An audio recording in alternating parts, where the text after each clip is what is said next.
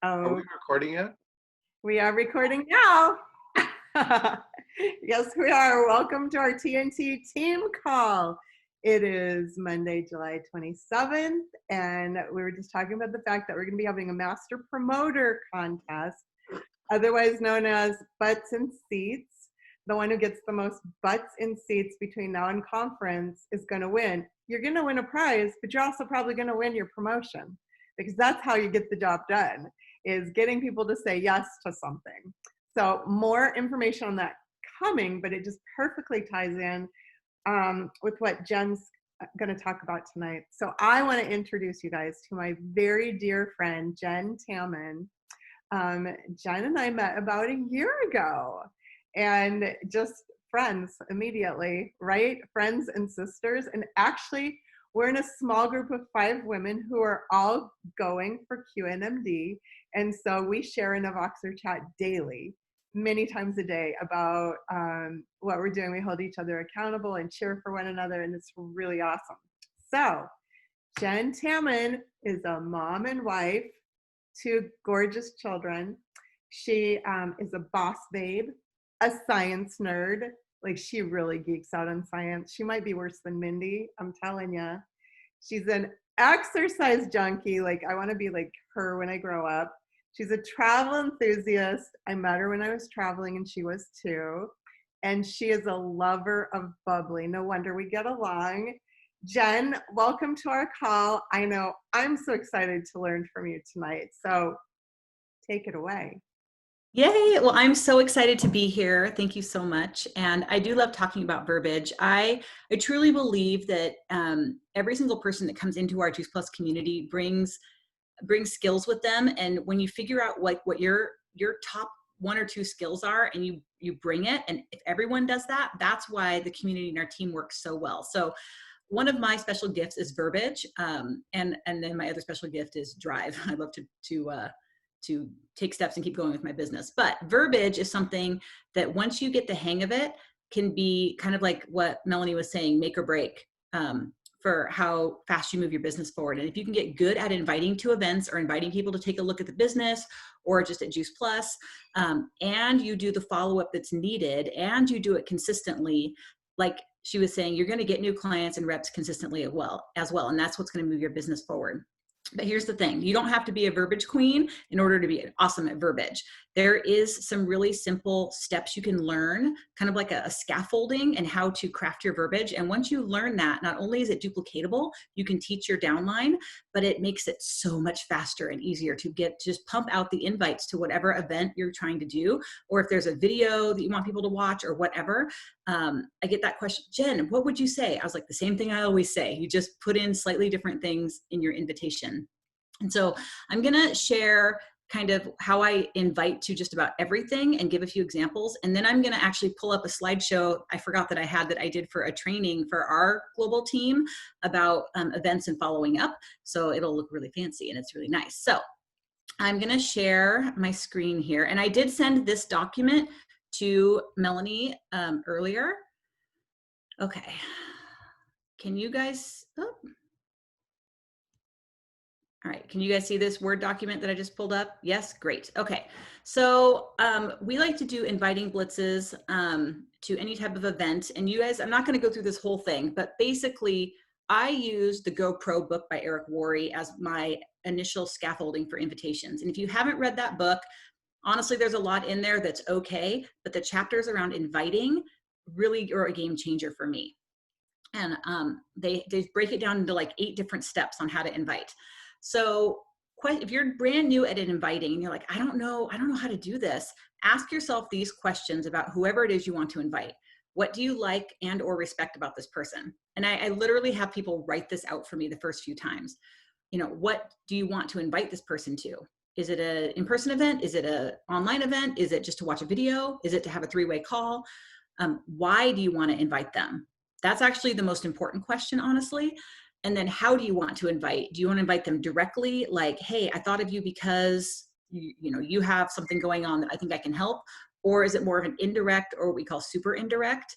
And that is something out of Eric Worre's book. And I'll go into that a little bit later. Then how are you going to contact them? Are you going to call them? Are you going to Facebook message them? All that type of stuff. And then number 6 is the magic question. You always ask permission to invite somebody to something. If I, would you? If I sent you a video, would you watch it? As strange as it sounds, it is a verbal contract, and you are so much more likely to have people follow through on watching it than if you just send, hey, I thought if you watch this video, it's not professional, and they're probably not gonna watch it. Okay, so here are some of my examples. So let's say I wanna invite my best friend Karen to check out Shred 10. She's super busy, so I know looking at a video is gonna be best for her, and I'm gonna send it to her on Facebook Message.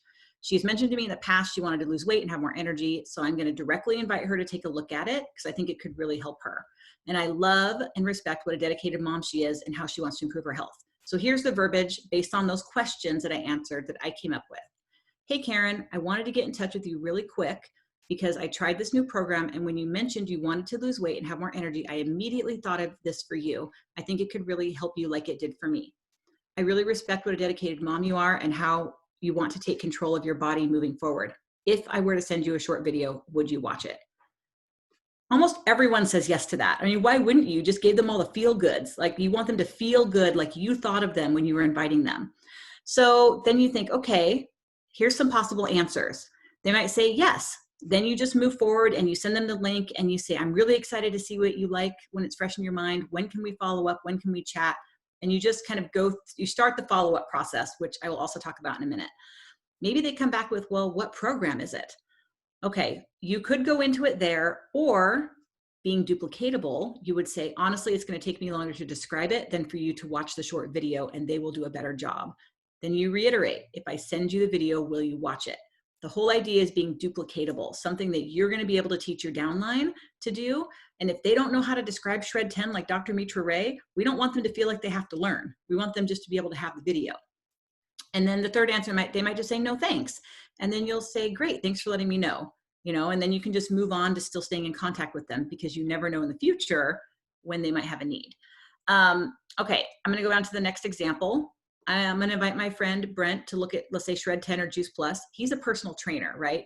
Personal trainers, they either love it, or they're either open or they're not open. But he's super passionate about helping others get healthy. So I'm going to use kind of an indirect approach to get his opinion, to see if he knows anyone who might use it. Because our whole job is to get the information in front of people so they can make an educated decision. So I might reach out and say, hey, Brent, I wanted to get in touch with you real quick because you're a personal trainer and I really respect how passionate you are in your mission to help people get healthier and feel their best. I started a new program, and even though it probably isn't for you, I know you know a lot of people it could help. If I sent you a short video, would you watch it? So I'm already taking it away that I'm trying to sell it to him. I'm just asking for his opinion as a personal trainer. I've gotten so many yeses from this when before I might not have. And then you just keep following the same steps depending on what they say. And then let's say you have the scary aunt. Do you have a scary aunt? I have a scary aunt, and she's so opinionated and she will shut you down super quick. I think we all have people in our family that are like the scary aunt. But she's also very honest, and I know she loves me. So I am going to use this indirect approach to see if she'll let me practice on her, right? So I might write, hey, Aunt Sherry, I wanted to get a hold of you because I started a new venture and I would love to get your thoughts or opinion or whatever on it. I love how honest you are, and I really respect your viewpoint. If we were to set a date to get together, would you let me practice some of my presentation on you? So maybe you're practicing a Healthy Living Revolution presentation or a Shred 10, or you're going through the flip book. It doesn't even really matter what you're practicing, because again, the whole idea is to get this information in front of someone when they're being as open-minded as they can be. Okay, so that is how I'm gonna scroll back up here. That's how I craft every single verbiage that I ever send out for any event or anything. It's always those steps. So now I am gonna share this. I think it's really ironic that she talked about having butts in seats, because we did not plan this. And this is literally what I wanted to talk about. So it's so awesome. So who wishes they had more butts in seats? I guess all you guys do, because you're having a promotion and an event around it. So the idea is, when you are doing massive action, you have to keep it simple. You have to keep it simple so that you can do more and more and more. And you have to be consistent, relentless, energetic, and excited. People will feel it through a text message if you believe what you're saying, or if you're just like, oh, I got to send another text message. Like, you have to be excited about what you're inviting to, because if you're not, they're going to know it somehow. They won't know what they know, but they're going to feel it through even your text message. Being over the top excited about your event and the possibilities it brings is going to drive attendance. So keeping it simple. So here's another look at my verbiage. And I can send all of these to Mamel as well. So don't feel like you have to scribble it down. So this might be, I'm inviting to like Dr. Mitra Ray's talking about the mile, let's say. So I might be like, hey girl, or hey gorgeous, or if you're inviting a guy, you could use something else. And I would say, I'm reaching out real quick as I am super excited about something coming up and wanted to personally invite you to it. And then I might say, this world-renowned speaker is going to be speaking about the microbiome. And I thought of you because blank. And there is a list on one of the pages I sent over to her, to Melanie, about, I thought of you because it can be anything from, I really respect you as a person, to because I know you're interested in health, or because I know when you shared with me about trying to get pregnant, this speaker really talks about hormones, whatever, but you want to make it personal to that person. And then if I sent you over the details, would you be interested in joining me? So some version of that is what I send out. So I'm only changing 2 parts of it with each person to make it personal. So I don't have to reinvent the wheel every time. Sometimes I'll add, I'd be honored if you would be one of my guests, or I'll say something like at the end, if you want to give someone an out, no worries if not, just let me know either way, so that I'm at least getting an answer and giving them the option of saying no. And then you want to have a way of keep track of who you've invited. I'm not going to really talk about so much social media. Okay, now I'm going to talk about promoting for an event, especially a big one that you're doing. You need to give yourself time to invite and follow up before the event and after the event. That being said, I will still invite right up to the event, because sometimes even the day of invites are the best ones. The larger the event, the more time in advance I'll begin inviting. So like conference and boot camps, I will invite months in advance. Maybe a group in person or virtual, I'll spend weeks. A one-on-one connection call or in person, maybe just a few days, I'll start inviting to it. And then what I'll do is I'll send the initial invite, which is that verbiage we talked about. I will follow up 2 to 3 days later if there's no response. And then maybe another week out if there's no response. Again, I put all this in a document I'm sending to Melanie so she can share it with you. For those that say no, I can't do it, I'm not interested, keep the door open. You might want to say something like, thanks so much for letting me know so quickly. If there's another fun event coming up, should I keep you in the loop? Because this gives, most of the time they'll say yes, and that gives you permission to invite them another time, and you feel good about that, instead of feeling like, those people you're always inviting, and you're like, I don't know if I'm bugging them or not. Now you'll know by asking this question. For those that say maybe, I might remind them a week out from the event, like, hey, I'm so excited for this event. I would love for you to be one of my guests. There's limited spots on the Zoom call, so I'm trying to get a head count, following up with them. If there's still no commitment, reach out 2 days before and just see if they're able to come. So if it's an in-person event, I might say, I'm trying to get a feel for how much food or wine or supplies we'll need. Are you able to come? And then for those that say yes, I will remind them a week out. Again, I'm so excited for blah, blah, blah event, to see you on the Zoom or to see you in person. I'll connect with them the day before or the morning of the event, and I'll say, hey, I just got all the food and wine for tonight. I'll see you at 7 o'clock. And what that does is it lets them know, hey, I counted on you when I bought the food, so you better show up. So it creates a little bit of accountability. And I can't tell you how many times that people later have said, I almost canceled, but then when I got your text, I decided to come. And then they usually order, right? So it's definitely important to follow up with them the day before or the day of the event with that. And after the event, this is when, like, the fortune is in the follow-up. This is when you really want to make sure you are on your game for following up, because sometimes it can take 7 to 10 exposures for someone to say yes.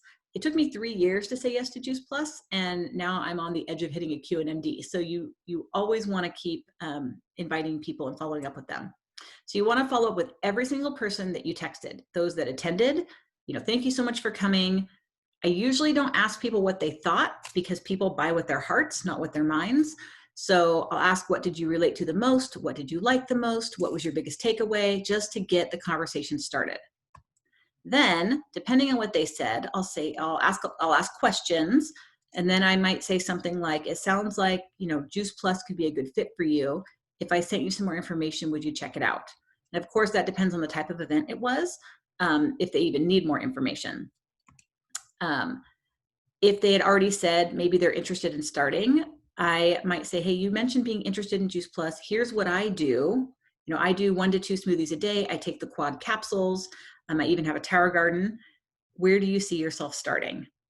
I love that question. Where do you see yourself starting? Because I tell them what I'm doing and how that they already know my story. And then I ask them where they see themselves starting. It is always usually more than if I had just said, hey, do you want to start on the capsules? Because they'll be like, well, I'll do a smoothie a day. And I maybe wouldn't have even said that. So don't make up their mind for them. But ask them where they see themselves starting. Okay, you're also going to follow up with the canceled and no-shows. I'm sure that if you've thrown events, you've had people that have ghosted you and just not shown up, or they like 5 minutes before, oh, my, hamster has a hangnail, I can't come. And they send you those texts right before the event. But theirs are the most important people really to follow up with. I might say, hey, Melanie, oh my gosh, last night was so much fun. I missed you not being there. Would you be open to me sharing some of what we talked about with you? Most of the time they feel so guilty for canceling with you, they say yes. So it's really important to follow up with them. And even if you had no one show up at your event, you still had fun. So that's what you need to say. And then that's a perfect time to set up a virtual coffee date on Zoom or invite them to another upcoming event. And then anybody, I didn't put this on here, but anybody that you had invited but never really responded to you, you may want to make sure and go back and just say, hey, I know we didn't get to connect about this event. I had so much fun. How have you been? Just get them to start talking with you on text message. So you're opening up that line of communication, because that a lot of times will lead to the ability to invite them to something in the future. So that is what I do for inviting to events and following up in a very fast way. I don't know how much time there is left. If you want to have questions or comments, I know I went through that really fast, but again, I sent it all to Melanie in a bunch of Word documents, so you can really dissect the verbiage and make it your own. Oh my gosh, that was amazing. Do you see why I call her the Queen of Verbiage? Are you excited about getting those documents in your hands? Thank you. Okay, well, we'll get those up on our team page tonight or tomorrow. Do you guys have any questions you want to ask Jenn while you have her right here? Okay, Jenn, I got a question for you. It's a dude-centric question, so brace yourself. Channel my inner dude. Okay, Yeah, I'm ready. here it is. So when it comes to men inviting men, and I would say even men inviting women to events, that sort of thing, a lot of times it's uncouth for us to be like, oh, so excited, or I had so much fun. Like we're, I don't know, somehow expected to play it cool. So in that regard, you got anything for us? With guys, I have found the shorter the sentences, the better. As to the point as you can be, the better. So if I was going to invite a guy, I would still ask myself those questions like, okay, what do I respect about them? What do I know about them? What are they interested in?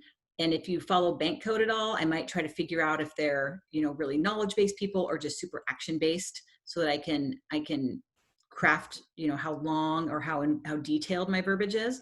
But I would probably just say something like, hey, I'm doing this thing. I thought of you because, you up for it? Really simple, just really simple and to the point.